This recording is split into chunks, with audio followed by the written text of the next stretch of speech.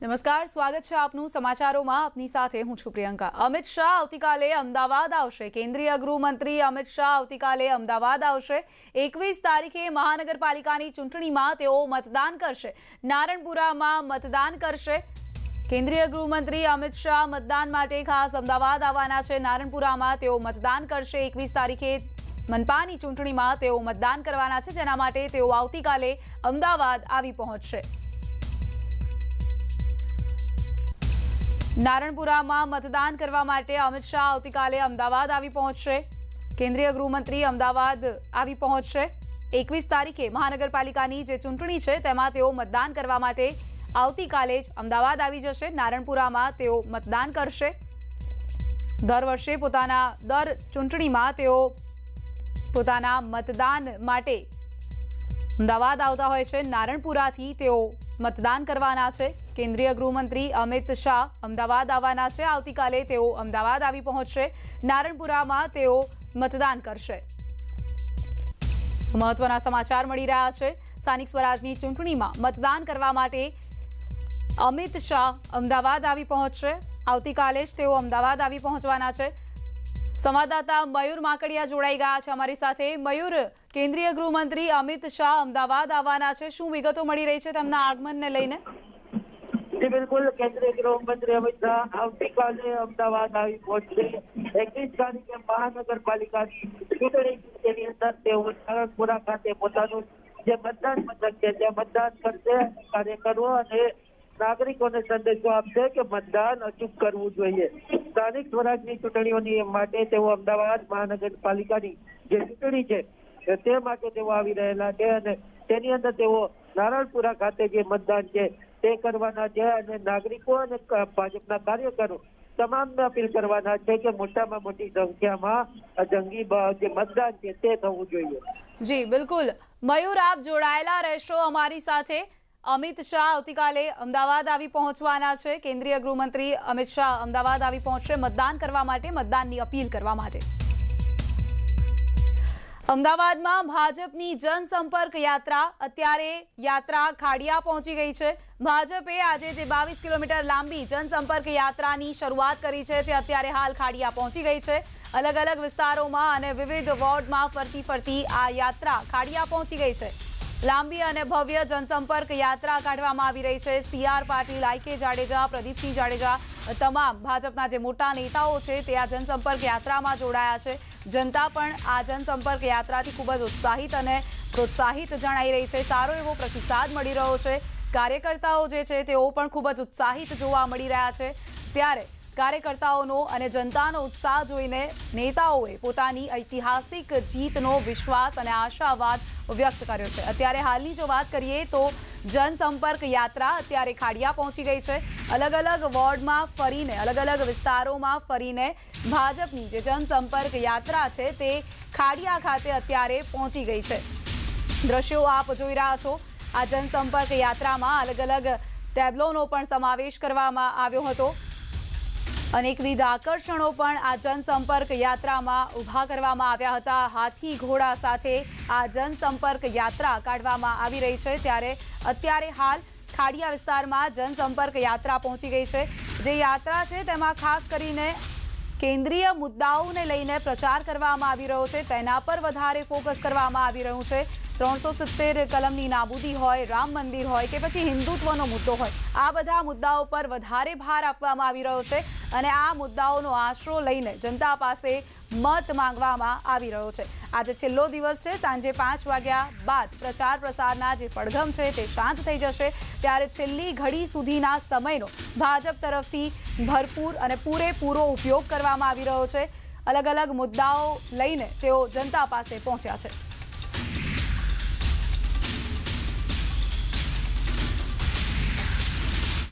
વડોદરામાં ભાજપ અને કોંગ્રેસના કાર્યકર્તાઓ વચ્ચે ઝપાઝપીના દ્રશ્યો જોવા મળ્યા. સોમા તળાવ વિસ્તારમાં પ્રચાર દરમિયાન બંને પક્ષના કાર્યકર્તાઓ એકબીજા સાથે બાખડી પડ્યા. વોર્ડ નંબર 15ના આ દ્રશ્યો છે. જોઈ લો, આ છે આપણા નેતાઓ. નેતાઓએ લોકશાહીને આજે લચવી કાઢી. પ્રચારમાં રસ્તા પર જ રમખાણ કરી નાખ્યું. શું આ નેતાઓ જનતાની સેવા કરશે?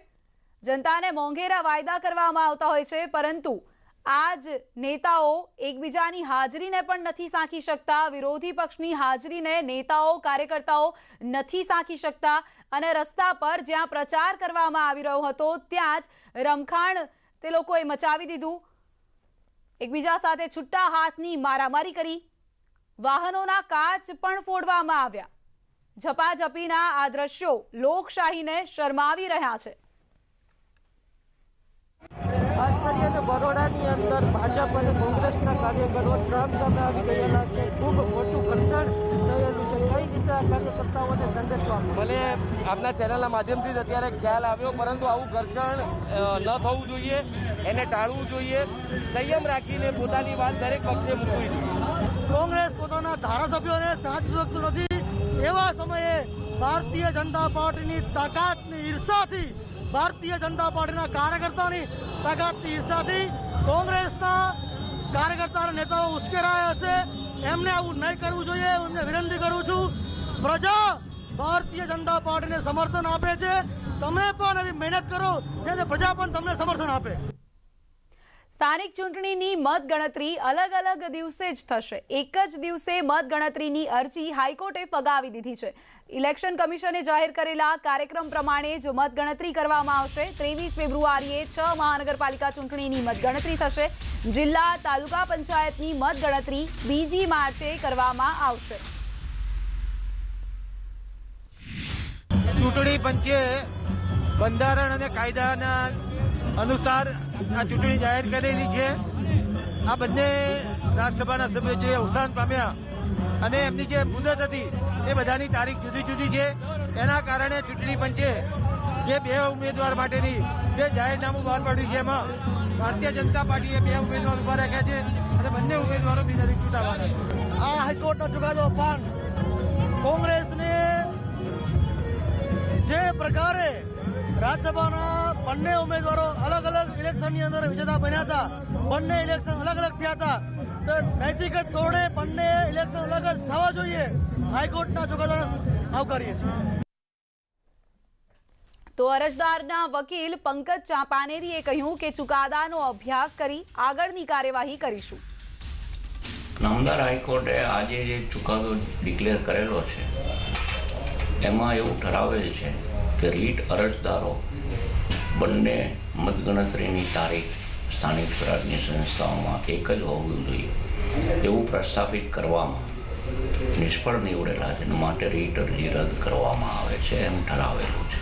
અરજદારોનો મુખ્ય કેસ એવો હતો કે સ્થાનિક સ્વરાજની તમામ સંસ્થાઓમાં ચૂંટણીઓ અને એના પરિણામોની એકબીજા ઉપર અસર પડતી હોય છે। એ સંજોગોમાં જો મહાનગરપાલિકાના ચૂંટણીના પરિણામની જાહેરાત બીજા સ્થાનિક સ્વરાજની સંસ્થાઓમાં મતદાન થાય એ પહેલાં જો થાય તો સ્વાભાવિક રીતે સ્થાનિક સ્વરાજની બીજી સંસ્થાઓના મતદારો પ્રભાવિત થઈ શકે અને ચૂંટણી કમિશન પોતે જ્યારે મોડેલ કોડ ઓફ કન્ડક્ટમાં એવું ઠરાવેલ છે કે કોઈ પણ પ્રકારના ચૂંટણીના પહેલાં અનુમાનો પ્રતિબંધિત છે, તો આ પણ એક પ્રકારનું અનુમાન થઈ શકે, ઓપિનિયન થઈ શકે, પબ્લિકને કલ્ટિવેટ થાય।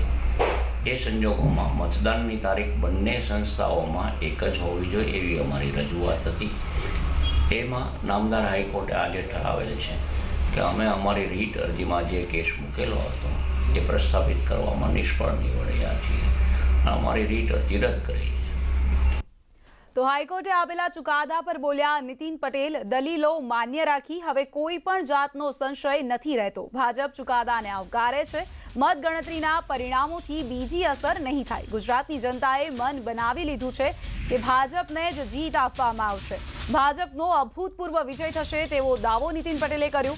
સાથે જ તેમણે કહ્યું કે કોંગ્રેસ માનસિક રીતે ચૂંટણી હારી ગઈ છે। રાજ્ય ચૂંટણી પંચની જે દલીલો છે એને માન્ય રાખી અને ચુકાદો આપ્યો છે કે રાજ્ય ચૂંટણી પંચે અત્યારની જે કોરોના મહામારી છે, વહીવટી તંત્રના જે પ્રશ્નો છે, કર્મચારીઓ અધિકારીઓ ની જે કોરોના સંક્રમિત થવાનું જોખમ છે એ બધાને ધ્યાનમાં રાખી અને મહાનગરપાલિકાનું મતદાન જે થાય એનું ગણતરી વહેલી કરવાની, એટલે કે 23 તારીખે કરવાની જે જાહેરાત શિડ્યુલ દ્વારા ચૂંટણી પંચે જાહેર કરી હતી એને નામદાર હાઈકોર્ટે માન્ય રાખી છે. એટલે કે સામેવાળાની અરજી નામદાર હાઈકોર્ટે રદ કરી છે. એટલે હવે કોઈ પણ જાતનો સંશય હવે નાગરિકોને કે વહીવટી તંત્રને કે ચૂંટણી પંચને રહેતો નથી. જામનગરમાં વોર્ડ નંબર 15માં કોંગ્રેસનો પ્રચાર. વિધાનસભાના વિરોધ પક્ષના નેતાએ રેલી કાઢી અને પ્રચાર કર્યો. જામનગરમાં રેલી કાઢવામાં આવી. વોર્ડ નંબર 15માં કોંગ્રેસના કાર્યકર્તાઓએ રેલી કાઢી. પરેશ ધાનાણી આ રેલીમાં સામેલ થયા.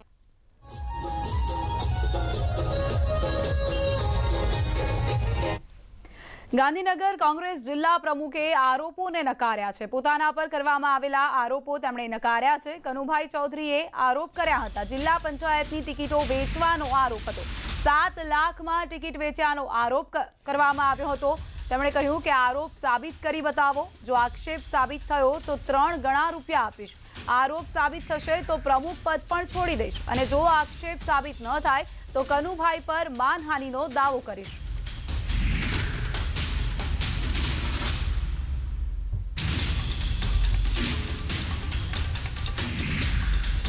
શ્રી કનુભાઈ ચૌધરીએ મારી વિરુદ્ધમાં જે કથિત આક્ષેપ કરેલ છે તે બિલકુલ ખોટો, તથ્ય વગરનો અને પાયા વિહોણો છે. તેમ છતાં જો કનુભાઈ ચૌધરી મારી વિરુદ્ધ કરેલા આક્ષેપો સાબિત કરી બતાવે તો હું જિલ્લા કોંગ્રેસ પ્રમુખ પદેથી તાત્કાલિક રાજીનામું આપી દઈશ. તેમજ શ્રી કનુભાઈ ચૌધરીને 3 ગણા એટલે કે 21 લાખ રૂપિયા રોકડા બક્ષિસ આપીશ. સુરત શહેરના વરાછા વિસ્તારમાં આવેલ વર્ષા સોસાયટી ખાતે કોંગ્રેસ દ્વારા સતત વધતા ભાવ વધારા બાબતે વિરોધ કરવામાં આવ્યો, જેમાં મોટી સંખ્યામાં કાર્યકર્તા અને ગૃહિણીઓ ઉપસ્થિત રહ્યા અને ગેસ વધારો, ખાદ્ય તેલના ભાવમાં થયેલા વધારાને લઈને વિરોધ નોંધવામાં આવ્યો. સતત વધી રહેલા ગેસના ભાવ, ખાદ્ય તેલના ભાવ વધારા તથા પેટ્રોલ ડીઝલના વધતા જતા ભાવને કારણે લોકોને આર્થિક મુશ્કેલીનો સામનો કરવો પડી રહ્યો છે, જેને લઈને કોંગ્રેસ દ્વારા વિરોધ કરાયો.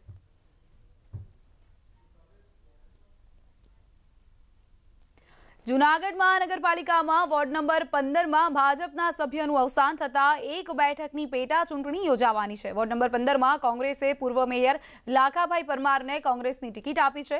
લાખાભાઈ પરમાર વર્ષોથી કોંગ્રેસની સાથે જોડાયેલા છે અને કોંગ્રેસમાંથી તેમને મેયર પણ બનાવવામાં આવ્યા હતા. તો આ તરફ ભાજપે સારી સુવિધાઓને લઈને જીતનો વિશ્વાસ વ્યક્ત કર્યો છે. ભાજપ કોંગ્રેસની સાથે એનસીપી પણ મેદાનમાં છે. કોંગ્રેસે ટિકિટ ન આપતા અનુસૂચિત જાતિના યુવા આગેવાન રાજુ સોલંકીએ એનસીપીમાંથી ઉમેદવારી કરી છે. આ વોર્ડ નંબર 15માં ત્રિપાંખીયો જંગ જામશે. Welcome back. મુખ્યમંત્રી વિજય રૂપાણીએ હોસ્પિટલમાંથી જનતાને મતદાન કરવાની અપીલ કરી છે. સોશિયલ મીડિયાના માધ્યમથી તેમણે સંદેશ પાઠવતા કહ્યું કે લોકો ભારે સંખ્યામાં મતદાન કરે. ચૂંટણીમાં સૌ શહેરોના વાલા મતદાર ભાઈઓ અને બહેનો,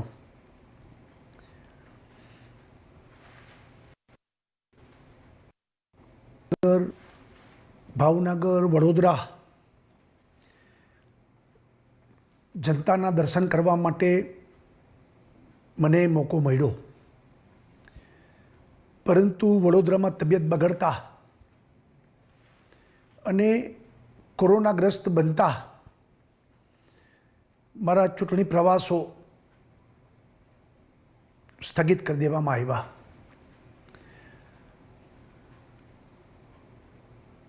ગુજરાતની જનતા અસંખ્ય કાર્યકર્તાઓનો પ્રેમ, લાગણી, શુભેચ્છાઓને કારણે મારી તબિયત એકંદરે સુધરતી જાય છે. આપ સૌએ મારા માટે જે શુભેચ્છા વ્યક્ત કરી, લાગણીઓ વ્યક્ત કરી, પ્રાર્થના કરી, એ તમામનો હું આ તકે આભાર પણ માનું છું. ભાઈઓ બહેનો, ચૂંટણી એક ઉત્સવ છે, પર્વ છે. લોકશાહીના ઇતિહાસમાં મતદાન એ પણ અતિ પવિત્ર અને આવશ્યક પણ છે. 21મી તારીખે કોર્પોરેશનની ચૂંટણીઓ છે, ત્યારે આપ સૌને હું વિનંતી કરું છું કે આપ સૌ ભારે મતદાન કરશો, ભારતીય જનતા પાર્ટીની તરફેણમાં કરશો તેવી મને શ્રદ્ધા છે. ગુજરાતની જનતાએ છેલ્લા ઘણા વર્ષોથી ભારતીય જનતા પાર્ટી ઉપર ભરોસો રાખીને નરેન્દ્રભાઈના નેતૃત્વમાં કાયમ દરેક ચૂંટણીઓમાં સંપૂર્ણ ગુજરાત એક મક્કમતાથી ભાજપ સાથે અડીખમ ઊભું રહ્યું છે. આ વખતે પણ ઊભું રહેશે તેવી મને શ્રદ્ધા છે. કારણ કે ભાજપના કાર્યકર્તા માટે સત્તા એ સેવાનું સાધન છે. સત્તા માણવા માટે નહીં, સત્તા સેવા માટે. અને પ્રજાએ જે વિશ્વાસ મૂક્યો છે, અપેક્ષા રાખી છે, આકાંક્ષા રાખી છે, એની પરિપૂર્તિ થાય એ અમારી સૌની જવાબદારી છે. અને મહાનગરોનો વિકાસ, દુનિયાના આધુનિક શહેરો સાથે ગુજરાતના શહેરોનો સમાવેશ થાય, કોમ્પિટિશન થાય, એ દિશામાં ઉત્તમથી સર્વોત્તમ તરફ આપણે આગળ વધી રહ્યા છીએ. નરેન્દ્રભાઈએ વિકાસની રાજનીતિ આ દેશમાં શરૂ કરી. હવે ભાજપ અને વિકાસ એકબીજાનો પર્યાય બની ગયો છે. અને અત્યારનું વાતાવરણ આપણા ગુજરાત માટે એક સુવર્ણ તક છે, કારણ કે દિલ્હીમાં મોસાળે મા પીરસનાર છે. અગાઉ કોંગ્રેસના રાજમાં આપને ખૂબ અન્યાય થતો હતો. આજે નરેન્દ્રભાઈ ગુજરાતના પનોતા પુત્ર ત્યાં બેઠા હોવાથી આપણે જે માગીએ છીએ એ બધી મદદ આપને મળે છે. એવી જ રીતે કેન્દ્રની સરકાર પણ એટલા બધા પ્રજાકીય કામો, એટલા બધા દેશના વર્ષો જૂના પ્રશ્નો, પછી એ રામ મંદિરનો હશે કે કલમ 370મીનો કાશ્મીરનો પ્રશ્ન હશે, અનેક પ્રશ્નો, કોરોનામાં પણ એકદમ શ્રેષ્ઠ કામગીરી આપણા દેશે કરી. સાથે સાથે રાજ્ય સરકારે પણ અવિરત જેને કહીએ કે ગુજરાતનો સર્વાંગી વિકાસ, શિક્ષણ, આરોગ્ય, રસ્તા, સફાઈ, કૃષિ, સિંચાઈ, સામાજિક ક્ષેત્ર હશે, આદિવાસી ક્ષેત્ર હશે, ગરીબ, પીડિત, શોષિત, ખેડૂત, ગામડા, બધાનો વિચાર કરીને આપણે સર્વાંગિક વિકાસ તરફ કામ કરી રહ્યા છીએ. મારી સરકાર ઈમાનદારીથી, પારદર્શિકતાથી, નિર્ણાયકતાથી, સંવેદનશીલતાની સાથે કામ કરી રહી છે. અને મને આનંદ એ વાતનો પણ છે કે જ્યારે કેન્દ્રની સરકાર આ બધી મદદ કરે, રાજ્યની સરકાર આ બધો પ્રયત્ન કરે, ત્યારે મારા ગામમાં પણ ભાજપ જ હોય તો જ નીચેથી ઉપર સુધી વિકાસને આપણે લઈ જઈ શકીએ. સ્થાનિક સ્વરાજ્યની ચૂંટણી છે, શહેરનું સારું શેમાં છે એ મહત્ત્વનું છે. અને હું આપને ભારતીય જનતા પાર્ટી વતી ભરોસો આપવા માગું છું કે આપે જે લગાતાર વર્ષોથી અમારામાં ભરોસો મૂકીને જે મત આપ્યા છે એડે જવા દેશું નહીં. અને વિકાસ સિવાય કશું નહીં એ રીતે આવનારા દિવસોમાં કામ કરીશું. સાથે સાથે ભૂતકાળમાં કોંગ્રેસને પણ લોકોએ તક આપી હતી. અરે તાજેતરમાં જ જિલ્લા પંચાયત 5 વર્ષ સુધી લગભગ 24-25 જિલ્લા પંચાયતો કોંગ્રેસને સોંપી હતી. શું થયું? લોકો નિરાશ થયા. લોકો જોયું ભ્રષ્ટાચાર, સત્તાની સાઠમારી, પક્ષ પલટાઓ, લોકો થાકી ગયા. હવે ગુજરાતની જનતા કોંગ્રેસને કોઈ મોકો આપવા માગતી પણ નથી, આપવા દેશે પણ નહીં. ત્યારે આવો આપણે સૌ 21મીએ કમળના ચારે ચાર બટન દબાવીને શહેરનું પર્યાવરણને સુધારીએ, ઘરે ઘરે શુદ્ધ પાણી પહોંચાડીએ. આપણે એટલી બધી ટીપી સ્કીમ ઈમાનદારીથી પાસ કરી છે કે વિકાસના દરવાજાઓ ખુલી ગયા છે. અને સ્માર્ટ સિટી, ડિજિટલ યુગમાં આ સ્માર્ટ સિટી અને એક બેસ્ટ ટ્રાન્સપોર્ટેશન, પછી BRTSનું હશે કે પછી મેટ્રોનું હશે, આ બધી વ્યવસ્થા કરીને પ્રજાને આપણે સુખાકારી, સારામાં સારી વ્યવસ્થા આપવા માટેના પ્રયત્ન કરવા ભાજપ કટિબદ્ધ છે. ત્યારે આ મોકો જવા ન દઈએ. કોરોનાના સંક્રમણને કારણે હું તમારી વચ્ચે ચૂંટણી સભાઓમાં આવી શક્યો નથી, પરંતુ મને વિશ્વાસ છે કે આપ સૌ અમારી કામગીરીના સરવૈયાને બરોબરીને તપાસીને અમને ન્યાય આપશો જ, તેવો મને પૂર્ણ શ્રદ્ધા છે. ગુજરાતનું આપણું જે સૂત્ર છે કે ગુજરાત મક્કમ, ભાજપ સાથે અડીખમ, એ રીતે આપ સૌ ભાજપને મત આપશો. ધન્યવાદ. જય જય ગરવી ગુજરાત. ભારત માતા કી જય. કોવિડ-19ની મહામારીએ પરસ્પર નિર્ભરતાની ભાવનાને વધુ સુદૃઢ કરી છે કે જેથી સમગ્ર દેશ આ વિપરીત પરિસ્થિતિનો સામનો એકજૂથ થઈને કરી શકે.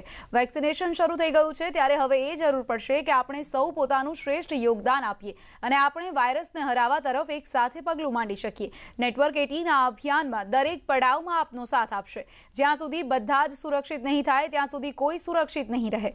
આ વિચારને આધારે નેટવર્ક 18ના કેમ્પેઇન સંજીવનીનું લક્ષ્ય એ સુનિશ્ચિત કરવાનું છે કે વેક્સિન લેવાનો સૌ ભારતીયોનો અધિકાર છે.